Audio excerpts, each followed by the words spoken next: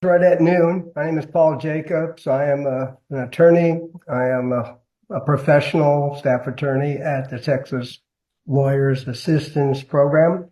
Welcome. I'm going to keep letting people in. So this is the TLAP second Monday attorney story of recovery and remission. I am a lawyer in recovery. I'm very grateful. One of the unique and special things about being in recovery is you get to hear vulnerability and honesty from lawyers, which is pretty rare in our profession. So I'm really grateful for that. So TLAP, for some of you don't know, is part of the State Bar of Texas. We're a member service. We're created by statute to be confidential, that you, any lawyer, a law student or judge, can call us and speak to us confidentially about anything going on. And then anybody, any person, whether they're in the legal field or not, can call confidentially about somebody else in recovery or anyone else they think has a problem with depression, mental health, substance use. You can let us know, and then we can take it from there. So TLAP's been around since 1989.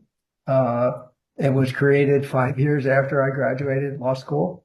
I'm a U of H Law Center grad.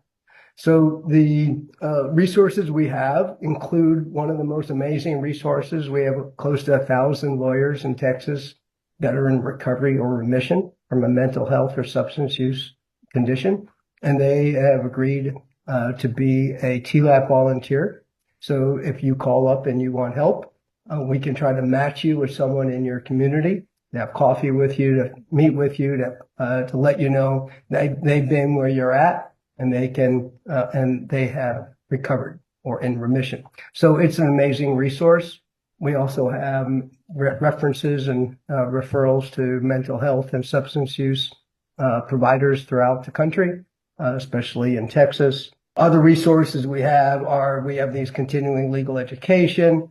You can call us and schedule times to have strategy sessions. We call it support sessions. We have a website, tlaphelps.org, where there's literature, videos, research. This video, for those who are attending, you get 1 hour free ethics CLE. We collaborate with another organization called Lawyers Concern for Lawyers. In every major city across Texas, there's a weekly lawyer peer support group. Austin has one every Tuesday. Tarrant County has one every Friday at noon. Lubbock has one every Friday at noon. Dallas, Thursday at noon. Houston and San Antonio, Thursday evenings. Some of these are in person only. Some of them are hybrid. Some of them are on Zoom. On the TLAP helps.org website, at the top left-hand corner, there's a link that will give you all the meetings statewide that you can attend at any time. We also have additional resources that you can go online and ask for. So one reason this is so important, as some of you know, that lawyers have a 3 to 4 times higher rate of substance use disorders than any other profession. We have a significantly higher rate of depression than other professions, and death by suicide is the third leading cause of death for lawyers. Most death by suicide is not necessarily attributed to, but when people have been autopsied, there's always alcohol or drugs in their system. So this is a serious situation. We want to be able to be more transparent about it, more open about it, and hopefully this will help destigmatize a little bit. So I'm going to introduce Charles and then turn it over to him. So Charles Ocampo is an associate of M&P Law Offices. He has a powerful story of resilience, personal growth, and professional excellence. Charles is a graduate of TCU. He earned his degree in political science with honors, magna cum laude. While at TCU, he was on the moot court team qualifying for nationals and an integral part of the rugby team that made it to the state collegiate championship. He went to law school at St. Mary's University in San Antonio, graduating in 2013. While at St. Mary's, Charles was on the mock trial team that competed nationally. He was also awarded the Mock Trial Advocate of the Year. Throughout his career, Charles has demonstrated passion for advocating on behalf of his clients. He's a tenacious and compassionate litigator. However, as you'll hear, in 2018, he made a difficult decision to voluntarily resign his license to practice law. He was having issues that you will hear about. He will be very honest and transparent about those issues, and he has found a new purpose and perspective of working he has now regained his license. He is fully licensed as an attorney, and he's in long-term recovery for his drinking and drugging, and I will turn it over to Charles. Thank you so much. My clean date is 12/26 of 2020, so just over a couple weeks. I will be clean and sober for just for 4 years, and for that I'm truly grateful. I'm grateful for TLAP because it was in 2017 that TLAP actually gave me a grant so that I can go to rehab, and then it was in rehab when I attended my first meeting of Narcotics Anonymous. And if it wasn't for, and it's because of Narcotics Anonymous, the 12 steps. And by the grace of God, I'm sitting here today, not only as a reinstated licensed attorney, but alive and breathing. You know, I mentioned the rugby in my bio, so that way that I can blame that on all the issues that I've had, right? Because rugby is a violent sport. But no, all kidding aside, I'm truly grateful for where I'm at. If you notice, my clean date is 12/26 of 2020. So that means that the last time I used was Christmas Day. I remember that time I was going through a 4-month binge run, and my family, everyone knew what was going on. Actually, I was arrested for the first time November 28, 2020. It was Thanksgiving weekend. I was on my way to pick up my mom and my son, my middle son, and it was about 9 in the morning, and I was broke. I was working for an attorney. He loaned me some money, and on the way to pick my mom and my son up, I stopped at an illegal game room. Well, what I didn't realize was the cops were watching that, and as I pulled out, I'm on the freeway, and they pulled me over for not using my blinker. And of course, I mean, I didn't let them search, and they thought I had a lot more in there. But at the end of the day, I was arrested for possession of methamphetamines under a gram. And so those of you that know, that is a state jail felony. That changed my life forever. I'm thankful for that day, truly, because I remember, and I talk about this often. I remember sitting on that concrete floor, knowing here I was, it was November 28, 2020. I had tried everything I could to stop using. I didn't have a problem stopping. I just kept starting again. And, drugs were not a part of my entire life. I mean, I didn't become an attorney so that I could burn everything down, get divorced after 17 years, have my kids grow up in separate houses. I mean, I became an attorney because I wanted to give hope to others. This started back in 2005 when, my brother went to prison for something that, he didn't really do, and it broke my mom's heart. And all I could think to do at that time was to tell her I'll become a lawyer so that I can help another family not have to go through what we went through, because we couldn't afford, proper representation on that time. And so I remember I enrolled full time into TCC, continued working full time while going to school full time, did that for 2 years, transferred to TCU in 2010. And graduated in 2008, and I graduated from TCU in 2010.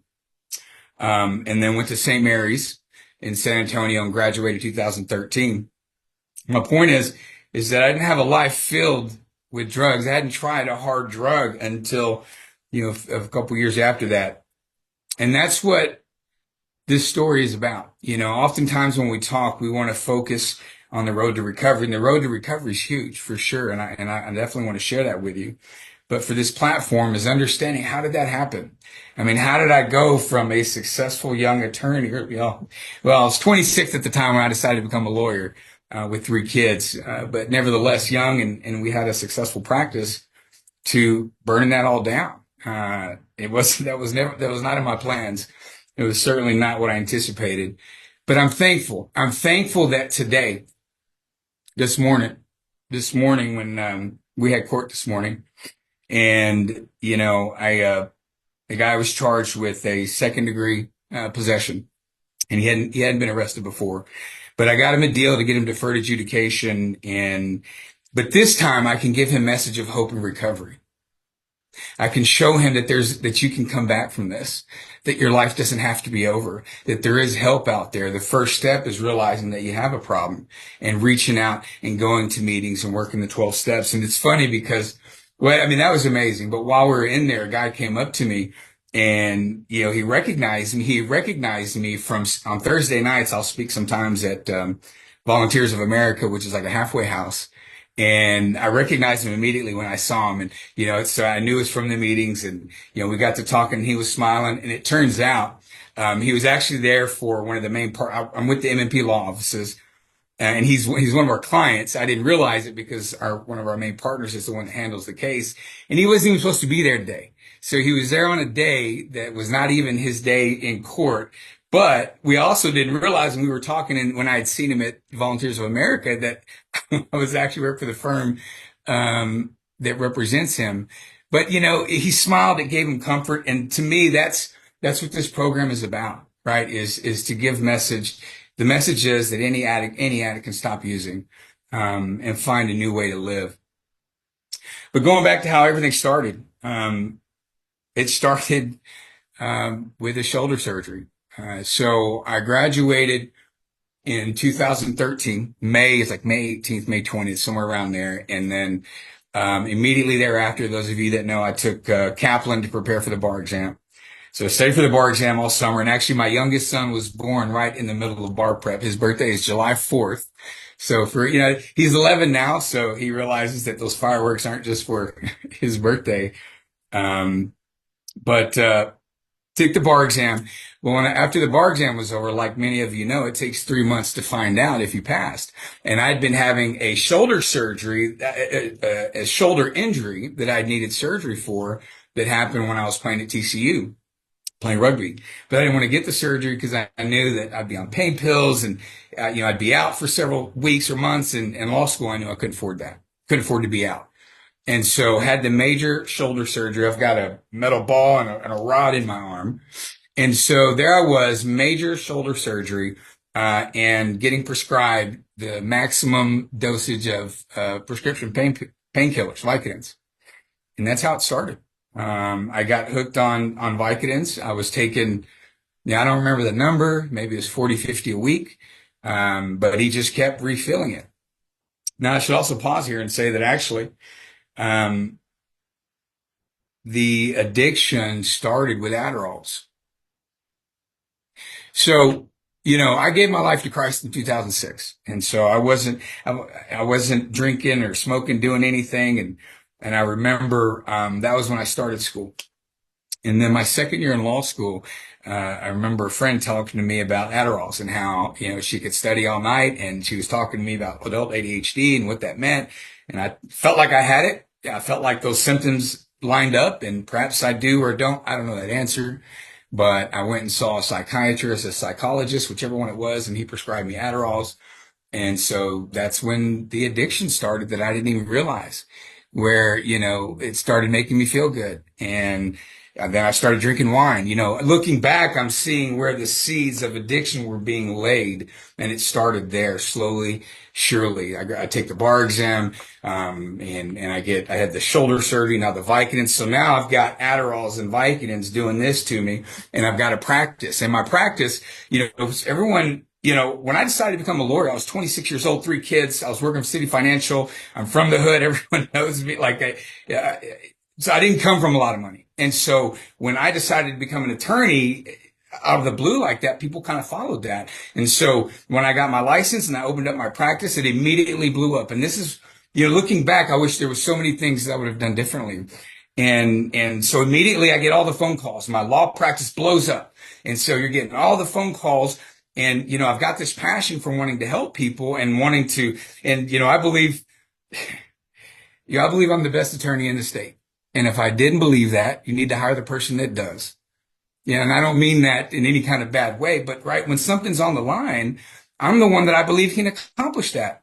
I'm the one that if I need to convince someone or something needs to happen, I don't trust anyone more than myself. Little did I know that my most important client would one day be me sitting in front of the district court to get my license back. But so I've got this practice, right, that's blowing up. And I'm taking way too many clients than I should have taken that I should have taken. I should have been slowing down. I should have referred those cases out, but I kept taking them in. And along with taking all these cases I shouldn't have been taking, they don't teach you in law school how to manage a caseload, right? They don't teach you in law school the value and the importance of a flat fee versus a retainer, right? And it's not just about, getting, being paid for your services. But, at the same time, if it's a retainer, you're not getting called 20, 30 times a day. And I didn't know how to handle those, right? When I've got a mother coming into my office and she's got a TRO with extraordinary relief, which means she isn't seeing her kids for the next 2 weeks because her husband or soon to be ex-husband is mad that now she's dating somebody else. And now you got a kid at home that can't see his mom for 2 weeks and she's dead broke. She's got $500. This case is easily $4 or $5 and I'm taking it for 500 because I can't tell her no. And that's how it started, right? That's how the seeds of the depression and addiction are building because I'm taking way too many clients. I'm not effectively managing my caseload. I'm doing way too much work for little money. And like I said, I don't mean that in a bad way, but you got to manage your caseload appropriately. And as a new attorney, hanging my own shingle, I don't know these things, right? And I'm trying to handle all that. And on top of that, how do you run a law practice? How do you run a business? How do you manage taxes? Oh, I got to have a phone. Oh, I got to, have paralegals. I've got to get a phone system. I've got to get a client software. I mean, basic things to run a practice, which, if you're doing this, taking your time and doing it appropriately, you can handle that. But I came out of the gate swinging and all these cases were coming in. And on top of all these cases I'm taking cases I shouldn't have been. As a new attorney, I shouldn't be taking second-degree felonies. I shouldn't be taking these complex divorce litigation cases. And so you've got the practice starting, building up like this. In my schedule, I remember, I'd sit there, I'd be in court in the morning till 11, 11 or 12, whatever it is. I'd get to the office by lunch, get back, and I'd have consults, 2 or 3, 4 consults in the afternoon. And then, I've got a family. I've got 4 kids now. One's an infant, 3 kids, my older 2 boys, and my daughter, they're in sports. And so there's, a family. There's 1,000 things happening. You got to pick them up from school. You got to get them to sports. You've got a whole lot happening. And on top of that, my ex-wife now, which, I'll touch on that, but she's, we were not great married, but now we're as close as you can be as friends. She's like a sister to me and, I'll do anything for her and I'll explain to you where that comes from. But during the time, she has epilepsy and so she couldn't drive. And so you've got me running things around. And what helped me during this is my father.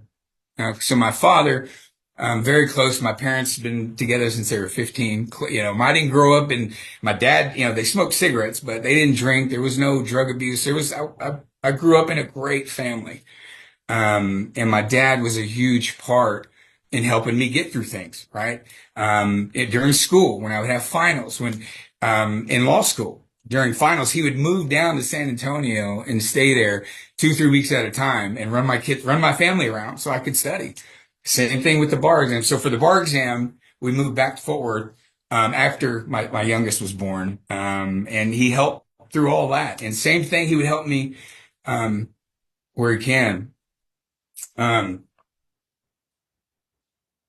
And so during this time, we're talking about 2013 to 2015. Okay. I've got a practice that's booming, but it's starting to unravel. I've got cases I shouldn't be taking. My caseload is way too hard, too big. I didn't manage it appropriately. I'm working for way less than I should on a lot of cases. They're all starting to stack up. I've got cases I shouldn't be touching. Everyone that calls me, I want them to believe that I can help them, right?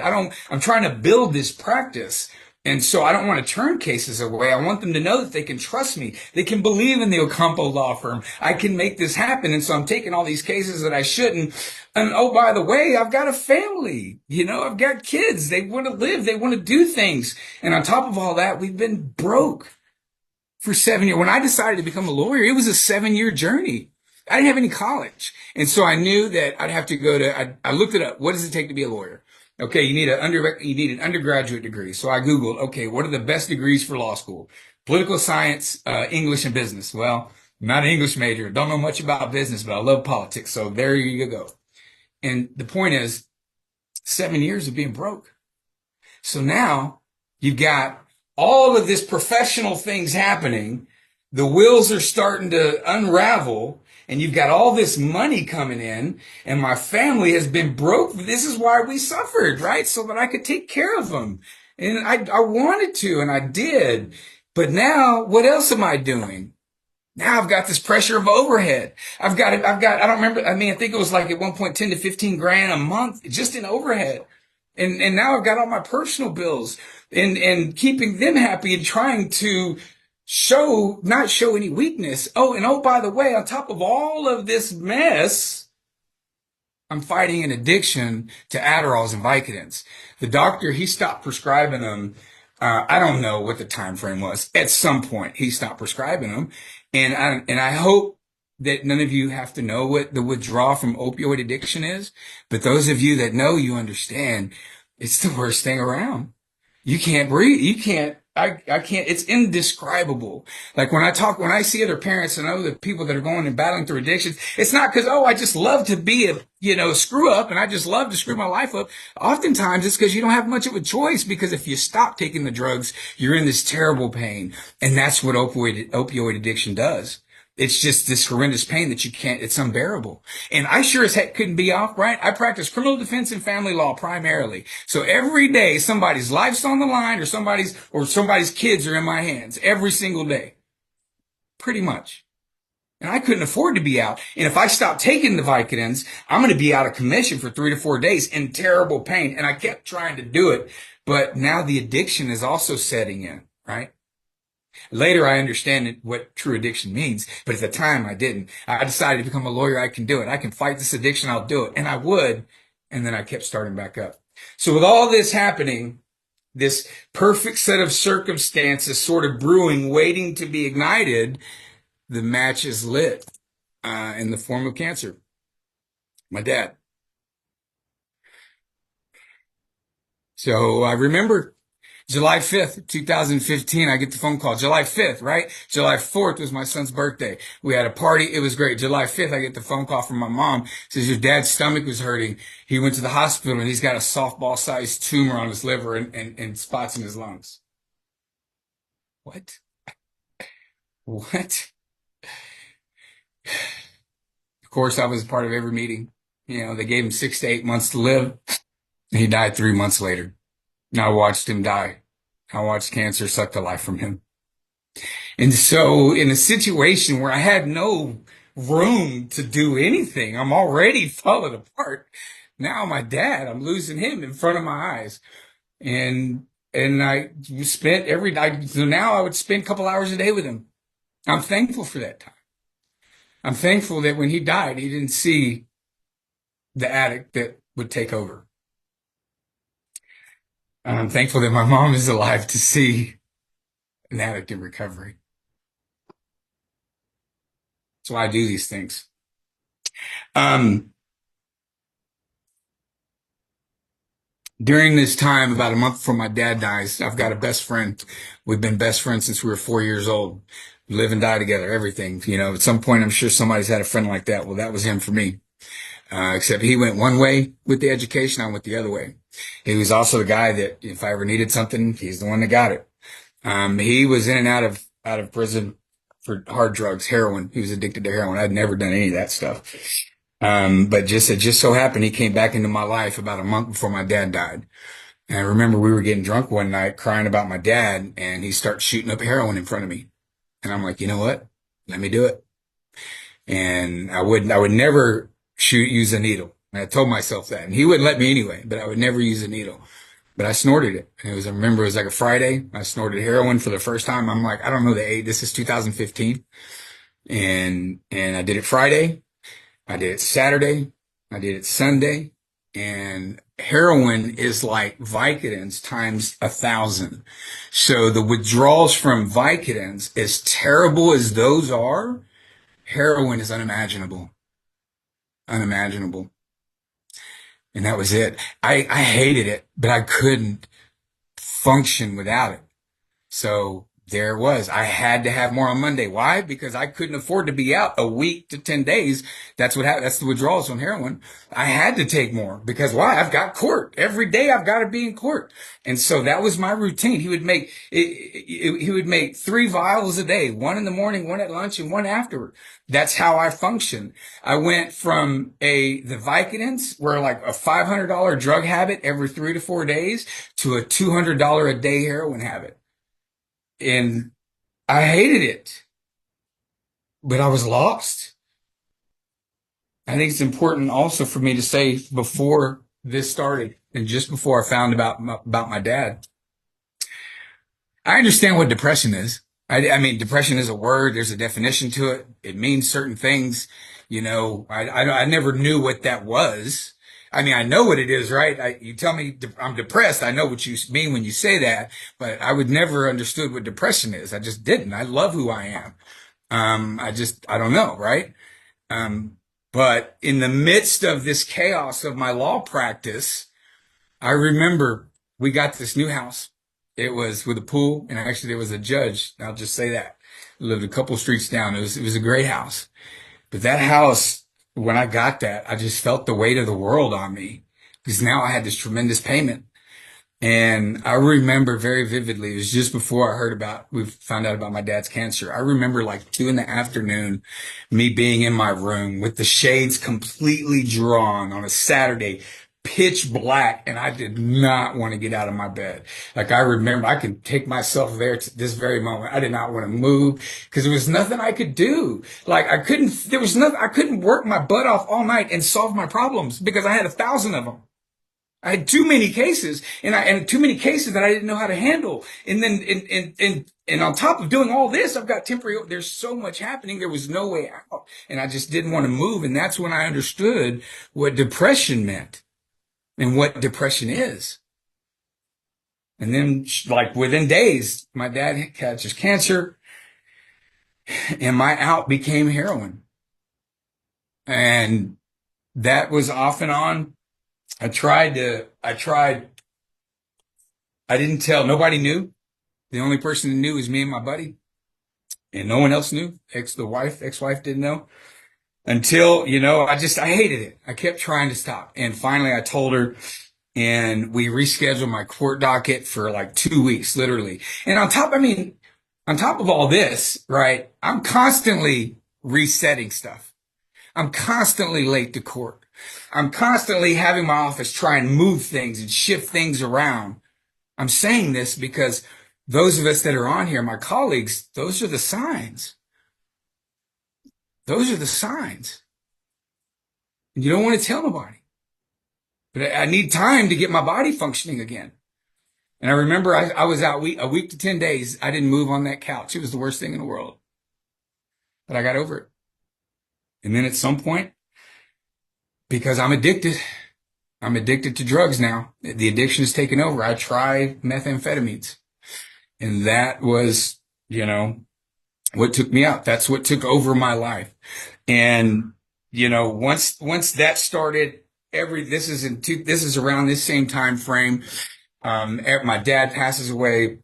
Now it's 2017, around this ballpark area. Everything is falling apart. The money's burnt out because I'm constantly spent out.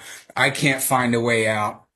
And I turn to some attorney mentor of mine to get help. She reaches out to TLAP and TLAP gives me but now everyone knows, right? Now everyone knows what's wrong with Charles. Everyone knows that he's an addict. So now I've got to deal with that portion of it. And I go to the TLAP patient to go to rehab. I go to rehab and like an overachiever, right? I was in rehab. I was the mentor of the rehab, literally. And I was never going to use again. There's like a percentage that says 5% of us, only 5% of us are going to make it. The other 95 are going to relapse. Not me.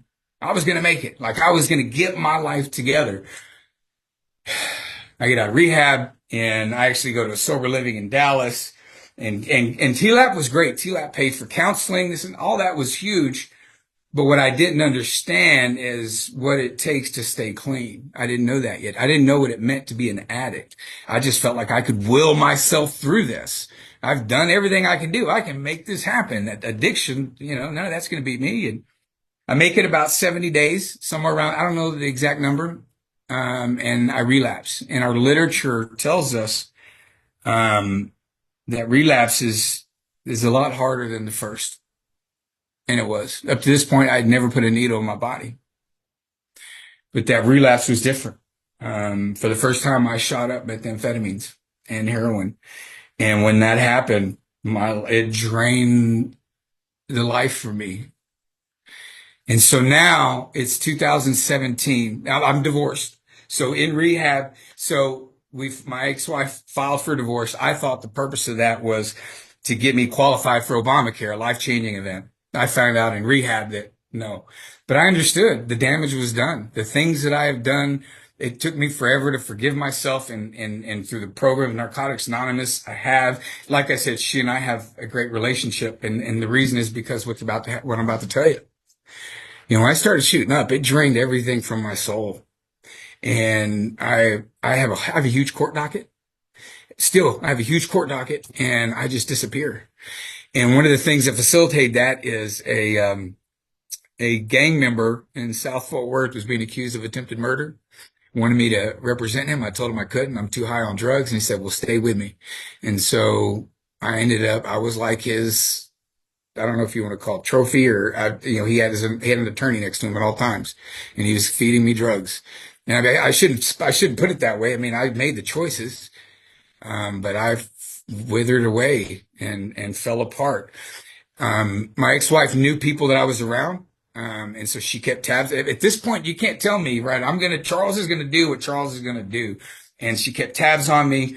And ultimately, I was going to get clean and I was going to move into an apartment with my mom. My mom sells our house that we grew up into and she moves into a 1-bedroom apartment. And I'm on a 4-month drug binge in 2017. I move into this apartment. My ex-wife takes away my phone, everything. I disappear from the face of the earth. And I move into this apartment. And in Narcotics Anonymous, we talk about something called the gift of desperation. It's kind of like a rock bottom. But this is what I think about. At the time, I was approximately 39 years old. I had lost everything. My practice, soon to be. My wife of 17 years. My kids were growing up I was not waking up with my kids anymore. The money, the possessions, everything was gone. And now I'm sleeping on a sofa bed in my mom's 1-bedroom apartment. I mean, that was the hardest thing I could have ever gone through. I didn't have anything left but the air in my lungs. That's it. But I kept breathing. And she allowed my youngest to be there. And so he would be with me every night, my youngest. And having him there every night gave me hope to fight back. So now we're in 2018, and I change all my people, places, and things. I start reading, Tony Robbins, Les Miles. I'm jogging like my life is going to change. I faced the state bar in June of 2018. I meet with the attorney that represents the state bar, and I don't want to touch the practice of law. It has destroyed my life. I'm now clean for the first time. I'm like 4 months clean at this point on my own. Like I don't want to have anything to do with the practice of law. And I go and I just unload my entire heart and story to the attorney that represented the state bar and tell her, matter of fact, I tell her I was going to get my doctor's degree and maybe do pastoral stuff. Like it was amazing. She was amazing. I didn't fight one single grievance. There was things I could have, but I was owning up. I messed up. And I resigned. June 12th of 2018, I resigned my license to practice law in lieu of discipline. And that was it. And so from 18 So 2018 to November 28th, 2020. If you remember, November 28th, 2020 is what? I get arrested for methamphetamines. What happened? Well, as we talk about in the program of Narcotics Anonymous, right? Alcohol is to a drug. For me, alcohol was never a problem. Methamphetamines, heroin, pain pills, that was my issue. I don't have an issue with alcohol, but I knew I probably shouldn't be drinking. I remember I went on a date. I don't remember what time it was. When you're not working a program, you're not really counting the days, you know? So I don't know if I made it a year. I don't know that answer. But I know, I went on a date. I was like, I can't tell her I'm not drinking. She's going to want to drink. I can't tell her. So I had a drink with her. A couple weeks later, we went out again. I had another drink. Next weekend, we go to the club. I get drunk, 2 a.m. I'm at the dope house. I wake up. I'm so disappointed that I relapsed. No one knows. It's a secret. Everyone thinks I'm doing good. All my family thinks that I'm doing great. But I've got this relapse, and this relapse would happen like every 3 to 6 months. I remember another time my, family friends from San Antonio came in town. We were playing pool. We were drinking, got drunk. Supposed to take my daughter to Six Flags the next day. You think that ever happened? No. I ended up relapsing that night. We didn't go to Six Flags. And so this would happen, right? And then what happens? Does anybody remember? I'm sure you remember 2020, right? COVID. And so now I've got this relapse that's happening every 3 to 6 months, every 2 months, every month. COVID happens. My mom gets it. All my kids, my ex-wife has got the kids, she's allowing them to be around me. She never took my kids from me. She never took my kids from me. And that saved my life. And that's why I will always be there.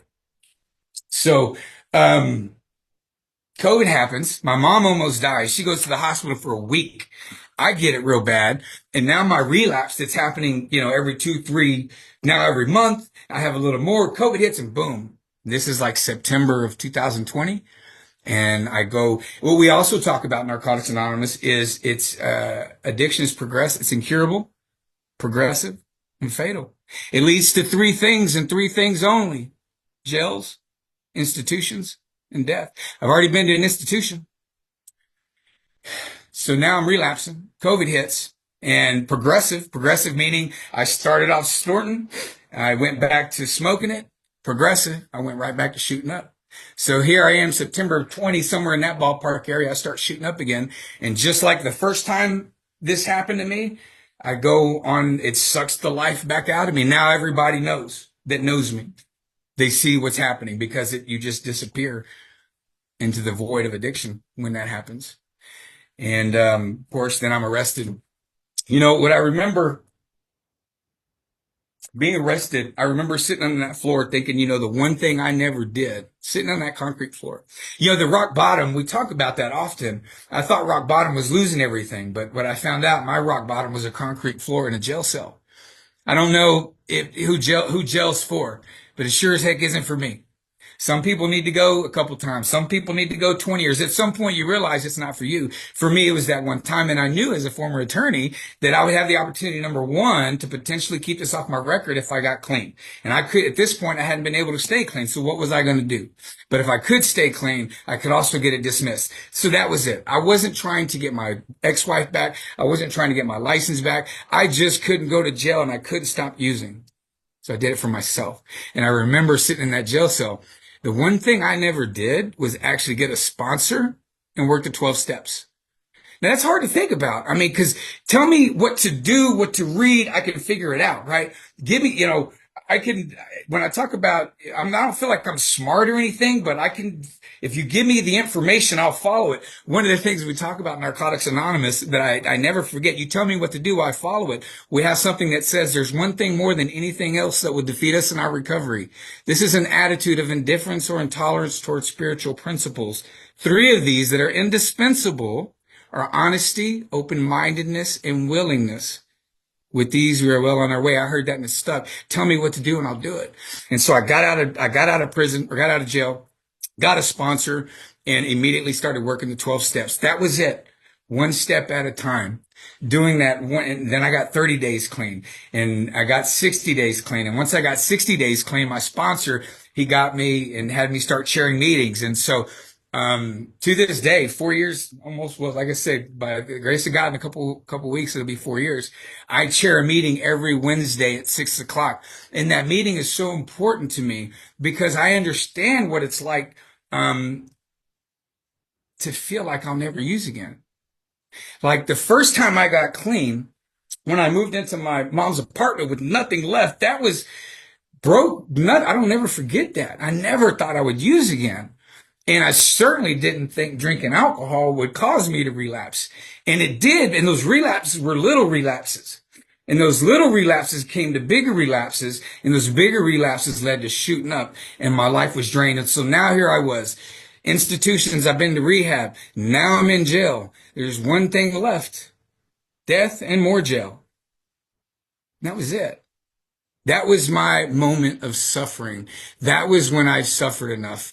I sponsor folks and when I sponsor them, everyone has different approaches. My approach is you're ready when you're ready. I'm not going to chase after you. I will be here for you. I will answer the phone call. Now that I've had the opportunity to be an attorney mentor with TLAP, I will reach out. I will share my story. I will do everything I can, but you've got to want it, right? You've got to put in the work because until you do that, you're just going to keep suffering. I know losing everything and everything that I put my kids through. You don't forget that stuff. I think about my oldest son. He had a Mustang and it was souped up. He was ready he was working on getting his license. It had everything in it. All his kids were so proud and excited for him. And of course, this is when my addiction took off and I lost that Mustang. I think about that, like he had to go to school with his friends, you know, and the questions he had to answer. That's tough.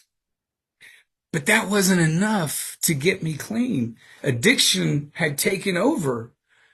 It had taken back over my life. And now I found myself shooting up again in jail. And the only thing ahead of me was more jail. So that was it. It was that simple. So I just focused on the sponsorship and took it one step at a time, 30, 60, 90 days, 6 months clean. And then all that God starts working in. And that's what the wonderful thing about Narcotics Anonymous, right? Is that one of the most important things is, hey, all you got to worry about is today. God's in control. He leads every step of the way. And so he led me to the M&P law offices where I'm at right now. And it couldn't be any more amazing. I was a paralegal here for 3 years, couple years. And Zach and Tim, so Timothy Mendolia, he's the M in M&P, and Zach Pettigrew, he's the P, M&P. Tim is now a JP judge, so he's still of the firm. But at the time they weren't yet. And I remember they interviewed me. They had my order of resignation there. They saw that I owed $67,000 in restitution, but they didn't hire me to get my license back. They hired me to be a paralegal. And we talked about all that. And they gave me a chance. They gave me a chance. They drug tested me to be sure. But they gave me a chance, and it wasn't to get my license back, right? It was just to work here. And then they believed in me, and we continued to get closer. And then the realization of reinstatement happened. So they helped me come up with that. Just to be point blank, they loaned me $50,000 to pay that restitution. I paid that back, but they put their faith in me. God brought me here. And I paid that restitution. I applied for my reinstatement, and then the decision was I going to represent myself? And that actually a friend of mine in my church group. That's one of the things she told me was that you didn't know that when you became a lawyer, the most important client would be yourself. And that's it. And I knew no one else could represent me but me. And so we had our hearing. And I'll tell you what, and when that hearing happened, I felt so alive and amazed because I was back as not an attorney, but I was representing myself. And the hearing went great. And at the end of that hearing, I remember, waiting for the judge to read the ruling. Maybe it was 30 seconds. Maybe it was 5 minutes. I don't know. But I'm standing up top and I'm just looking because this is the moment that I've been dreaming about. And he just says, the substantive relief requested is granted.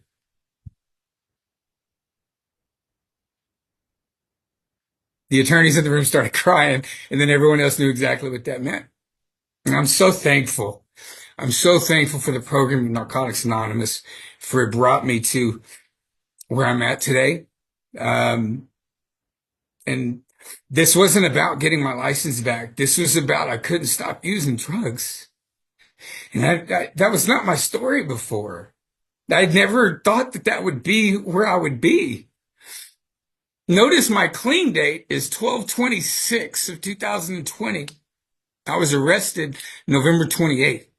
So I knew that I had about 30 days before court, and my court date was December 28th. And so the plan was to stop using drugs on December 25th, Christmas Day. Well, Christmas Eve.